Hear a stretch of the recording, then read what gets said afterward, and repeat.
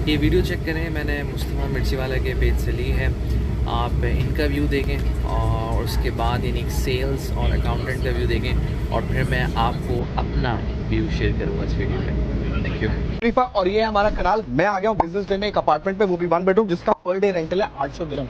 तो अगर हम कैलकुलेट करें इस कैलकुलेशन से तो 80% की ऑक्यूपेंसी अगर हम साल की लगा लेते हैं तो हमें मिलेगा करीब करीब 2,24,000 दिरहम साल का। जिसका मतलब अगर हम 20% की डाउन पेमेंट करें तो हमें मिल जाएगा ये अपार्टमेंट, जिसको आप रेंट पे चढ़ा सकते हैं। इसका मंथली इंस्टॉलमेंट रहेगा 7,500 दिरहम बैंक को, और आपको मिलेगा मंथली रेंटल 18,000 दिरहम, जिसका मतलब आप 10,000 दिरहम मंथली कमा सकते हैं। अगर आप भी करना चाहते हैं ये एयरबीएनबी का बिजनेस दुबई में, वो भी बिजनेस डे में, तो जल्दी मुझे कांटेक्ट करो। अच्छा, पहली चीज़ तो ये कि मैं इनको जानता नहीं हूँ जो साहब हैं, और मुझे एक रील नज़र आई तो मैंने कहा मैं एक फाइनेंशियल अवेयरनेस क्रिएट करूँ। और मैं हमेशा कहता हूँ financial literacy is a blessing. इस तरह इस वीडियो में समझाया गया जैसे 1+1 2 होता है, इतना ईजी करके आप कमा लोगे। आप जरा सोचो, एक तरफ ये साहब कह रहे हैं कि हमें $7,500 पे करने और वहां से हमें मिलेंगे $18,000 कस्टमर से, और बीच में हमारा प्रॉफिट हो जाएगा। आप सिर्फ एक सोचें, दोनों अलग अलग पार्टीज हैं। बैंक को देने के लिए हम रिस्पॉन्सिबल हैं, and those are contractual cash flows. यानी आपने कॉन्ट्रैक्ट किया, आपका पासपोर्ट, आपकी आइडेंटिटी उसमें लगी हुई है, अगर आप डिफॉल्ट हुए तो आपको पकड़ेंगे। जबकि जो आपको कस्टमर से मिलने के वो कॉन्ट्रैक्चुअल कैश फ्लोज नहीं है। पता नहीं उसमें कितनी असम्पशंस है, 80% का वो ऑक्यूपेंसी रेट है, कस्टमर आएगा नहीं आएगा। दुनिया के अंदर इतनी एक्सट्रीम अनसर्टेनिटी चल रही है, अचानक से कुछ ऊंच नीच हुई, कोई ब्लास्ट हो गया, कुछ हो गया, एकदम मार्केट्स गिर सकती है। तो जो कस्टमर से मिलने का है वो कॉन्ट्रैक्चुअल कैश फ्लो नहीं है, लेकिन जो आपने बैंक को देना है वो कॉन्ट्रैक्चुअल। एयरबीएनबी के मॉडल पे आपने पहले एक सेल्स पर्सन का व्यू देखा और फिर आपने एक अकाउंटेंट का व्यू देखा।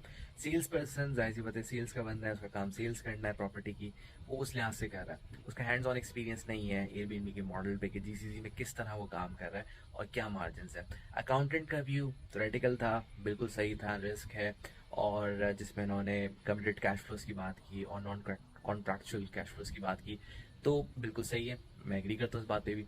लेकिन इसमें बिजनेस एनालिसिस और रिस्क मैनेजमेंट व्यू मिसिंग है, क्योंकि सेल्स का बंदा पुशी होता है, अकाउंटेंट थोड़ा कंजर्वेटिव होता है, और उसी लिहाज से इन दोनों ने अपनी राय का इजहार किया। अब मैं इसी बात में एयरबीएनबी मॉडल का प्रैक्टिकल एग्जाम्पल देके समझाता हूँ और किस तरह बिजनेस केस बनता है, क्योंकि धंधा तो करना है ना भाई। तो और यही वो चीज़ है कि जब आप रिस्क कैलकुलेट करना सीख लेते हैं तो आप धंधा करने वाले बन जाते हैं। चाहे आप इंडिया में रहने वाले गुजराती या मारवाड़ी हो, या आप पाकिस्तान में रहने वाले मेमन या चुनौती हो, या कसीमी हो, या ग्लोबली अगर हम यहूदियों की बात करें जो कि ग्लोबली बिजनेस कर रहे हैं, धंधा कर रहे हैं, उनको पता है कि रिस्क कैलकुलेट कैसे करना है या कैलकुलेटेड रिस्क कैसे लेना है। जैसे हम ये चीज़ समझ जाते हैं, हम बिजनेस करना शुरू कर देते हैं। अच्छा, अब मैं आपसे शेयर करने वाला हूँ एक प्रैक्टिकल एग्जांपल अपने सऊदी दोस्त की, जिसने रियाद से अपना एयरबीएनबी का बिजनेस स्टार्ट किया, और यही मॉडल दुबई में भी एप्लीकेबल है, जिसको कुछ लोग मिस कोट करते हैं या कुछ लोग इसको समझते हैं कि इतना वायबल नहीं, इतना पेरेंट नहीं लगता है, लेकिन इसके अंदर अगर कैलकुलेट रिस्क लिया जाए तो वायबल हो सकता है। मेरे सऊदी दोस्त ने रियाद सीजन 2, यानी रियाद सीजन के 4 सीजन हो चुके हैं, और उसने रियाद सीजन 2 के अंदर एक अपार्टमेंट लिया 70,000 रियाल का साल के किराए पे, और रियाद सीजन चलता है अक्टूबर से अप्रैल तक, 6 महीने का तकरीबन उसका पीरियड होता है। और इस पीरियड के अंदर उसने ये प्रॉपर्टी रेंट आउट की, और 70,000 में लिया, 35,000 में फर्निशिंग की उसने, और तकरीबन 1,05,000 उसने लगा दिए इस अपार्टमेंट को साल में, यानी रेंट लेने पे और फर्निशिंग में। और उसके बाद जब उसने इसको रेंट आउट करना शुरू किया पीक सीजन के अंदर, तो मिनिमम जो है उसको 1,000 रियाल पर डे पे पड़ा। 180 दिन है तो उसने 1,80,000 रियाल पीक सीजन में बना लिए 1,05,000 की प्रॉपर्टी पर। तो 180 बनाया उसने 1,5 पे, तो उसका मतलब है कि उसने 75 तो कमा लिए यहाँ पर। मेंटेनेंस नेग्लिजिबल है, इतना इंपॉर्टेंट नहीं है, यूटिलिटी भी इतना इंपॉर्टेंट नहीं है क्योंकि इतना नेग्लिजिबल, लेकिन हम उसके भी 10,000 लगा लेते हैं पूरे साल के, तो उसने समझ लें कि 180 में से माइनस कर लें हम 105, और फिर हम माइनस कर लें 10,000 मेंटेनेंस के साल के यूटिलिटी के, तो तकरीबन 65,000 वो बना चुका है।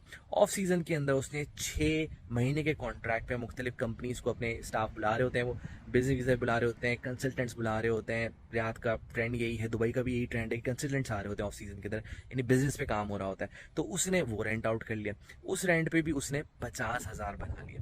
तो इसका मतलब क्या है कि उसने 1,05,000 लगाकर और 10,000 उसकी मेंटेनेंस या यूटिलिटी लगाकर 1,15,000 का एक्सपेंस किया, 180 उसने पीक सीजन में बनाया, और 50 के करीब उसने ऑफ पीक सीजन में बना लिया, ठीक है, यानी जो तकरीबन 230 बनते हैं, तो 230 से अगर हम 1.15 माइनस करें तो उसने 50%, यानी उसने तकरीबन डबल किया है 1.15 को 230 कर लिया है सिर्फ 1 साल के अंदर। ये काम उसने रियाज सीजन 2 में किया था। रियाज सीजन 3 में जाके उसने ये 4 प्रॉपर्टी पे किया, और रियाज सीजन 4 जो कि लास्ट सीजन था उसमें वो ये ले गया है 20 प्रॉपर्टी पे। तो you can imagine, you can do the maths कि अब वो 2 मिलियन से भी ऊपर बना रहा है इन 20 प्रॉपर्टी साल के। तो this is how it works. अब आप सोच रहे होंगे यार इसमें बिजनेस एनालिसिस है, रिस्क भी है, लेकिन रिस्क कैलकुलेटेड है कि उसने इन्वेस्टमेंट कितना किया, 1 लाख की इन्वेस्टमेंट करके उसने ये रिस्क लिया। लेकिन अब कैलकुलेशन ये है कि उसने फुटफॉल पहले समझा, स्टडी किया, कौन से सीजन से, रियाज सीजन 2 से हिस्ट्री एक बिल्ड की, रियाज सीजन 3 ने वैलिडेट किया और ग्रोथ दिखी, और रियाज सीजन 4 जो कि लास्ट टाइम लीप के लिए पाकिस्तान इंडिया से लोग आए थे, उन्होंने भी देखा होगा कि भाई यहाँ पे होटल ही नहीं मिलते। अगर आप आ रहे हैं लीप अटेंड करें जो कि फैब में होता है, होटल नहीं मिलते क्योंकि रियाज सीजन की वजह से इतनी ट्रैफिक आ रही है कि आपको जगह ही या गुंजाइश ही नहीं मिल रही इवेंट्स के लिए।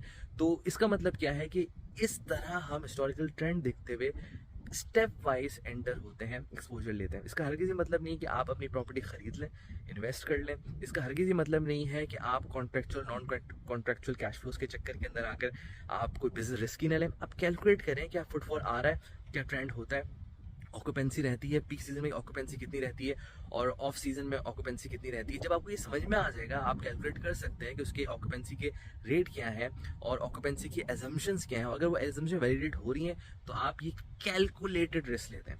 ये एयरबीएनबी के मॉडल भी वैलिड है, दूसरे बिजनेस मॉडल भी वैलिड है कि जैसे ही आप कैलकुलेटेड रिस्क लेना शुरू कर देते हैं, सीख लेते हैं, तो फिर आप बिजनेस करना स्टार्ट करते हैं, आपका डर निकल जाता है बिजनेस करने से। Thank you.